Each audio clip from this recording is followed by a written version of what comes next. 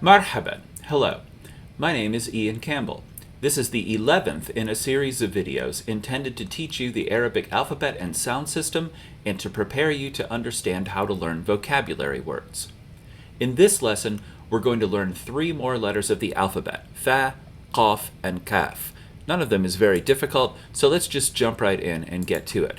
We'll begin with the letter fa, which is the 20th letter of the alphabet. Like all the remaining ones, it's a connecting letter, and it makes the English F sound. So like ba and zay, this is unproblematic for English speakers. It's just English F.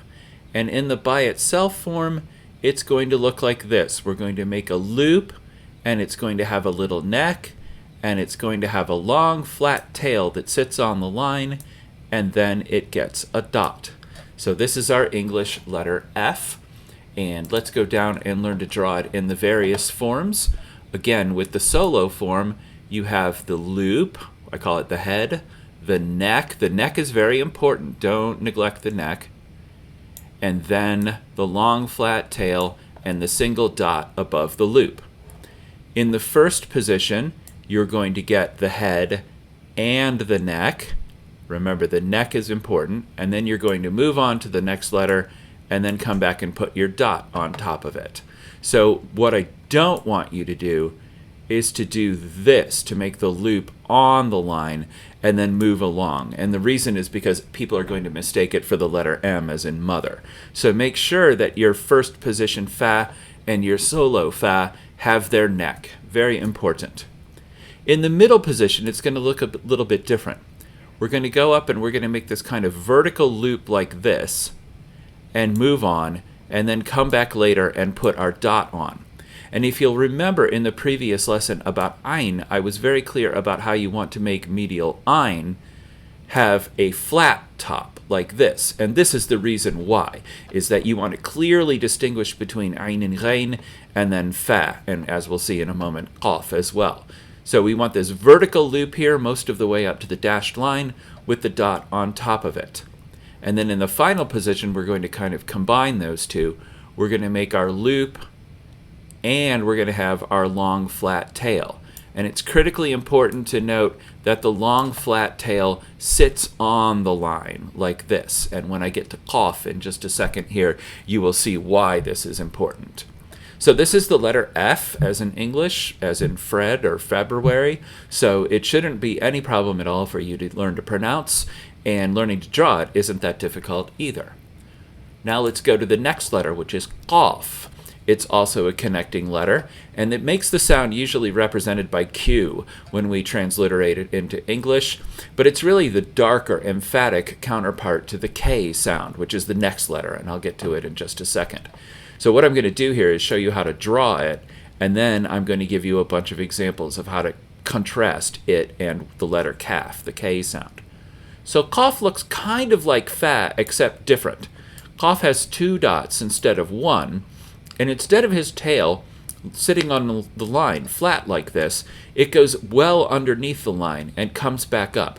This is something that students who aren't always paying careful attention don't get. They often try to make fa and qaf look exactly alike in these forms, and they really don't. Qaf is not as wide, and it's much deeper, and fa sits right on the line like this, and qaf goes well below the line.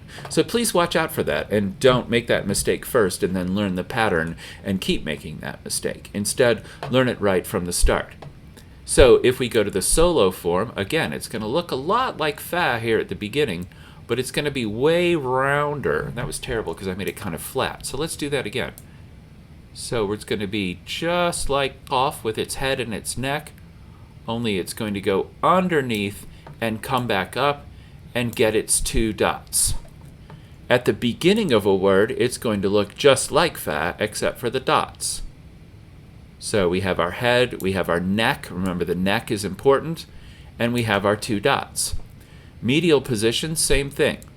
We're going to make the loop that goes up vertically, not triangularly like the ein and ghain loop, and then we're going to put our 2 dots on top of it.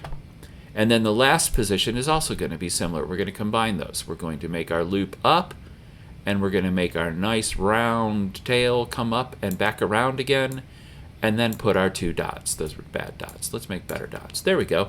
So here's the letter qaf, and qaf is just the emphatic counterpart to kaf. And I'll show you the difference in pronunciation in just a second here, but let me get to kaf first. So kaf is our English letter K, just like fa and ba and zay. This is no problem at all for an English speaker.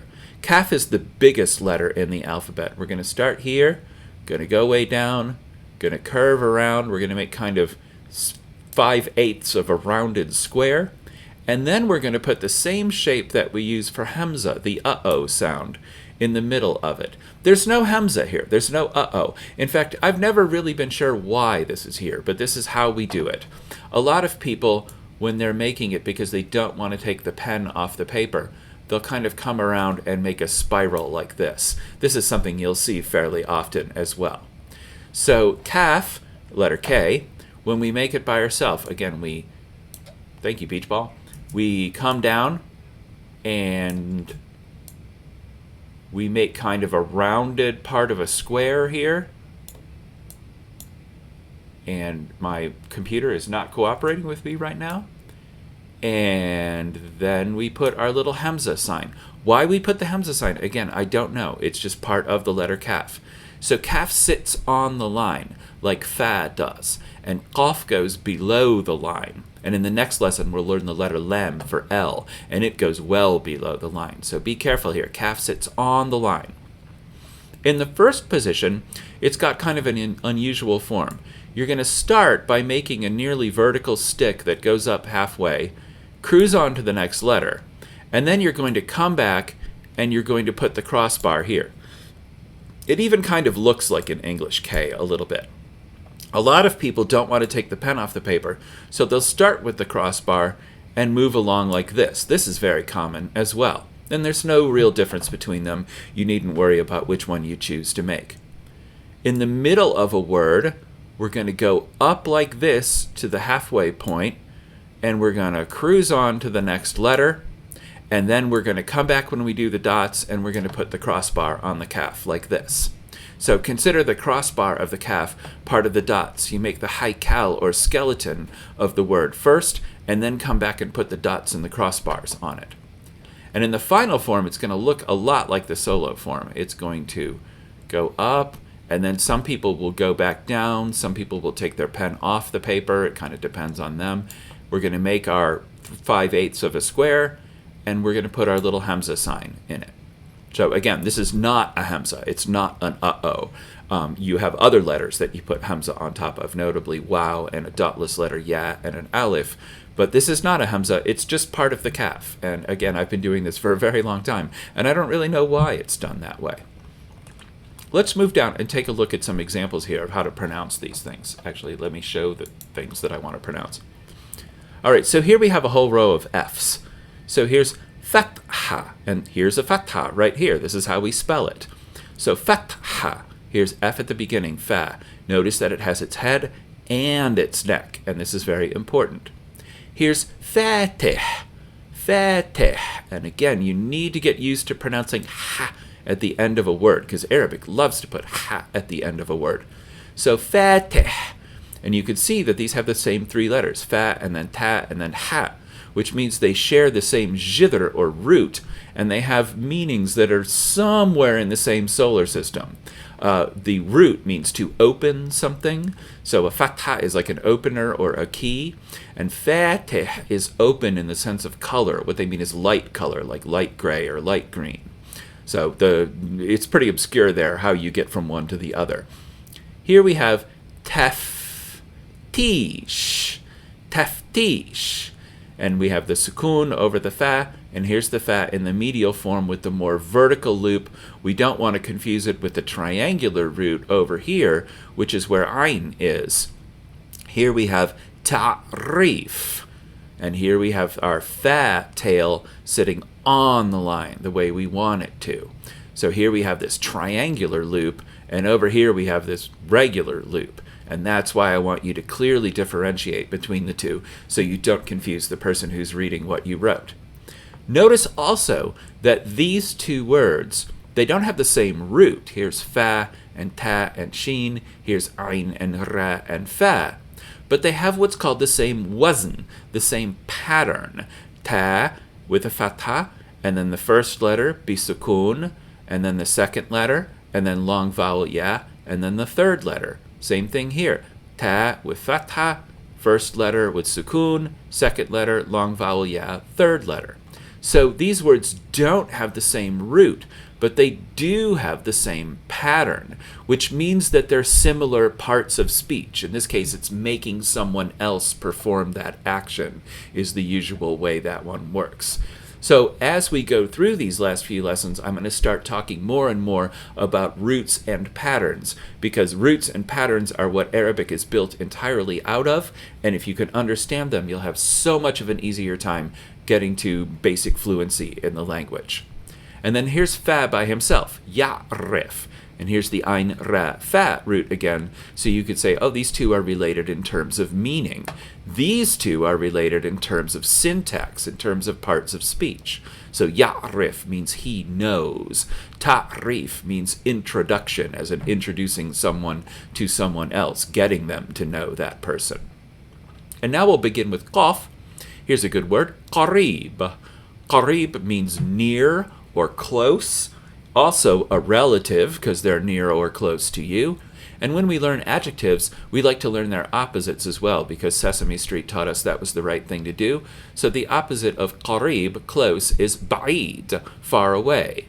So learn these two words at once, and they become very, very useful for you. Down here we have more qafs. Here's qaf in the middle position. I should have said here's qaf in the beginning position here, and you could see its head and its neck. Here's qaf in the middle position with this loop and then the two dots on top. So this is yuqarrib, yuqarrib. And here we have qaf at the end of a word, hariq, hariq. So the difference between qaf and kaf is that qaf is the emphatic or dark sound and kaf is the lighter sound. Just like sald is the dark sound, sin is the light sound, dod is the dark sound, dal is the light sound, ta is the dark sound, ta is the light sound, vol is the dark sound, thal is the light sound. This is the fifth pair of consonants and the final pair that does this. So to pronounce qaf, it's not pronounced like English K. So I want you to say qalb, and I'm cheating here. I'm giving you a new letter. This is L right here. And I'm going to give it to you in the next lesson, so I'm not cheating that much. So qalb, qalb, kelb, kelb. Ka is pronounced in the middle of your mouth. Qa is pronounced in the back of your mouth. So use the G in garage, and then click it like a K. Qa. That's the sound you're making. It's really not that hard to make, but sometimes people get really tripped up on it. In a lot of the Middle Eastern dialects of spoken Arabic, the qaf gets dropped from the alphabet, so this becomes alb instead of qalb, but kalb stays the same. Kaf doesn't get dropped out. So if you have a native speaker who's from the Middle East proper, a lot of times the qaf will get dropped out and sometimes turn into a hamza and sometimes not pronounced at all. But in standard Arabic, it's qa, right? So qalb, kalb, and you can't mix them up because qalb is your heart and kalb is a dog. So they mean something completely different. So please make the difference between these two sounds. Qa, ka. So here's kaf at the beginning, and then here's L again. This one right here is L. Kelb. A kelb is a dog. Oh, and if I'm going to give you a dog, I should give you a cat. So here's qaf again, and here's our friend ta, and then ta marbuta. Put our ta in, put our qaf dots in, put a kasra here, and put shadda here. That was kind of a crappy shadda.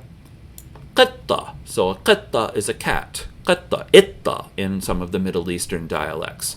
So kalb is dog, qitta is cat. I'm at my office today, so there's not a cat on the desk, but if I were at home, there would be.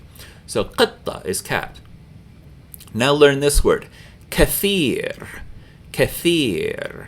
Now since tha is usually pronounced like ta or sat in most of the dialects, it's often ktir, like that. but kathir in standard Arabic. Kathir means a lot or many, and in the next lesson I'll give you a little and few. So this is a great word to learn. You'll use it all the time. Another word you'll use all the time, kabir. Kabir. So kabir means big or large or grand or senior or sometimes old when referring to people. It has a lot of glosses, but the main meaning is big or large. Kabir. And then I also taught you in a previous lesson the difficult for non-native speakers to learn to pronounce word صغير. And again, there is no English R sound in this word. صغير means little or small or young. So learn them together, just like قريب and بعيد are opposites. كبير and صغير are opposites. And notice that all four words have the same wazn or pattern. Letter number 1, fatha. Letter number 2, long vowel ya. Letter number 3, قريب, بعيد, كبير, صغير. They all have that same pattern to them, which is a pattern usually used for adjectives. Take a look at this word here. Here's kaf in the middle of the word, takbir.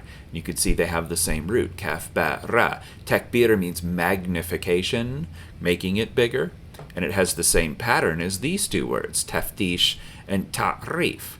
So takbir, here's kaf in the middle of the word.